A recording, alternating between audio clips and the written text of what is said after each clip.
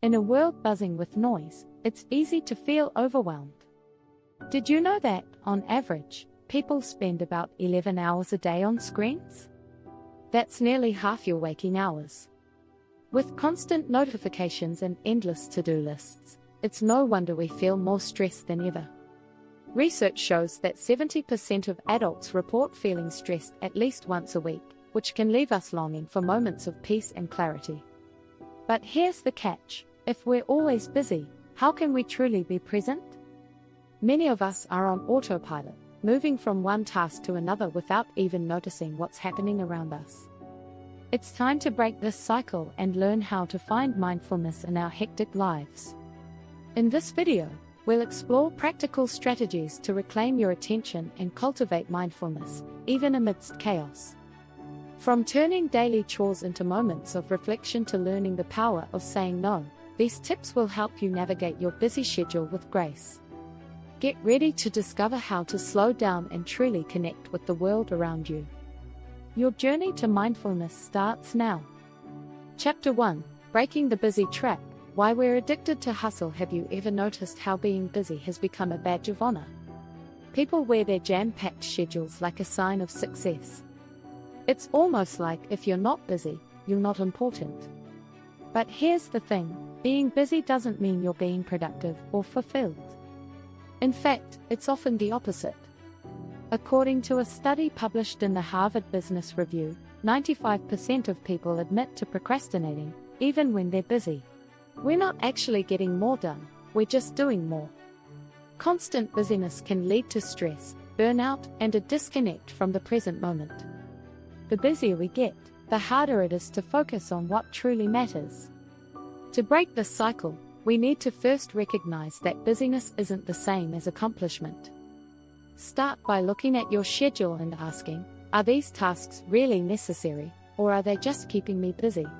This simple awareness is the first step toward being more mindful.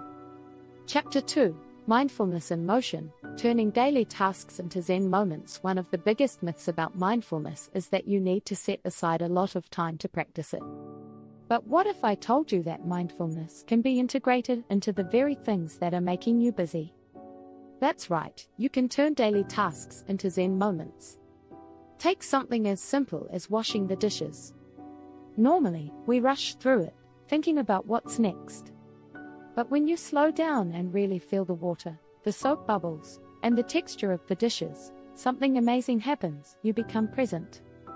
A 2015 study from Mindfulness Journal found that participants who mindfully washed dishes reported a 27% decrease in nervousness and a 25% increase in mental inspiration. You can apply this approach to almost anything: walking, cooking, or even sending emails. The key is to focus on the task at hand and fully engage your senses. As Buddhist teacher Thich Nhat Hanh famously said, the miracle is not to walk on water. The miracle is to walk on the green earth, dwelling deeply in the present moment and feeling truly alive. Mindfulness doesn't have to be complicated, it's about being present in whatever you're doing.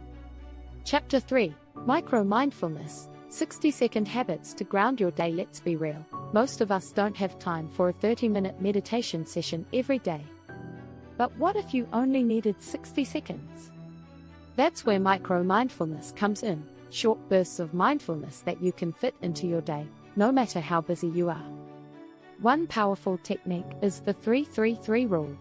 It's simple: stop, look around, and name 3 things you see, 3 things you hear, and 3 parts of your body that you can feel. It's a quick and effective way to snap back to the present moment.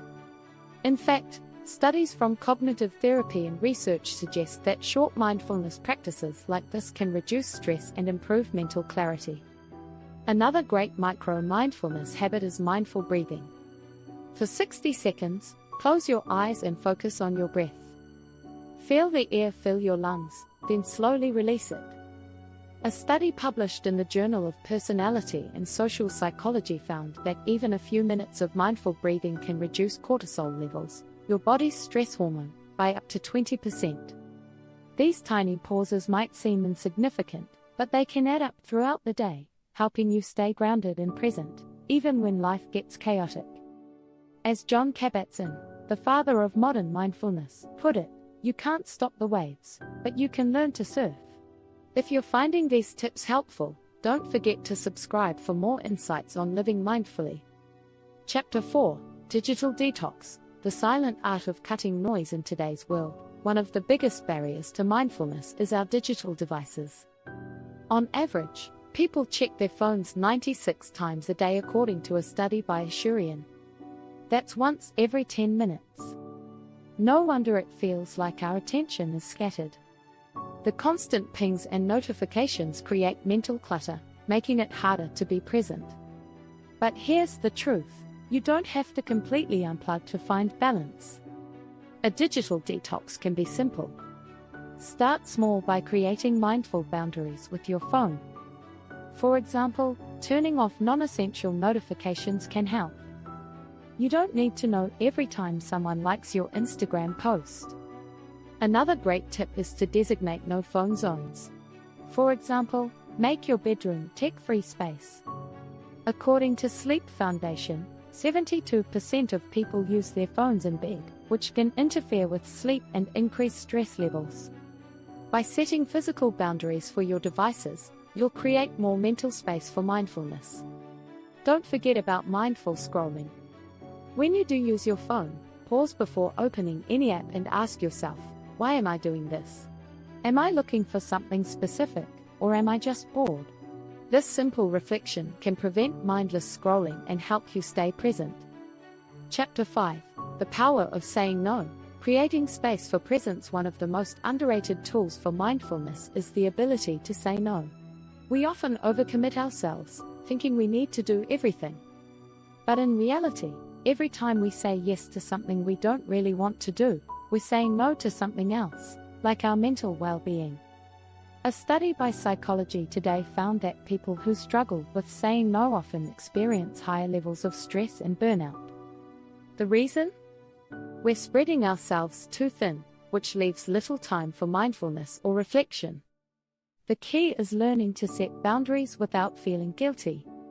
Start small by identifying areas where you tend to overextend yourself. Is it social events, work projects, or helping others? Once you've pinpointed those areas, practice saying no in a kind but firm way. For example, you could say, "I appreciate the invite, but I need to focus on some personal time." It's not about rejecting opportunities, it's about being selective. When you say no to things that don't align with your priorities, you create space for mindfulness and the things that truly matter. As author Greg McKeown writes in his book Essentialism, if it isn't a clear yes, then it's a clear no.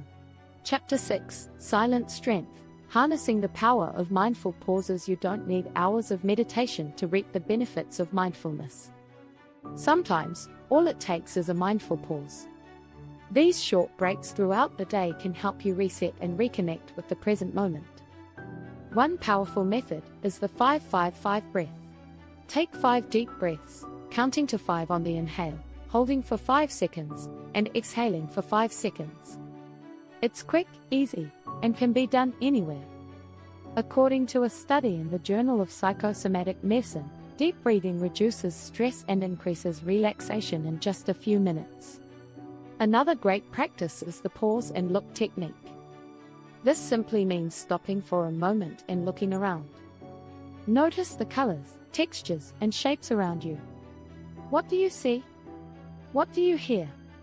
Even just 30 seconds of doing this can pull you back into the present.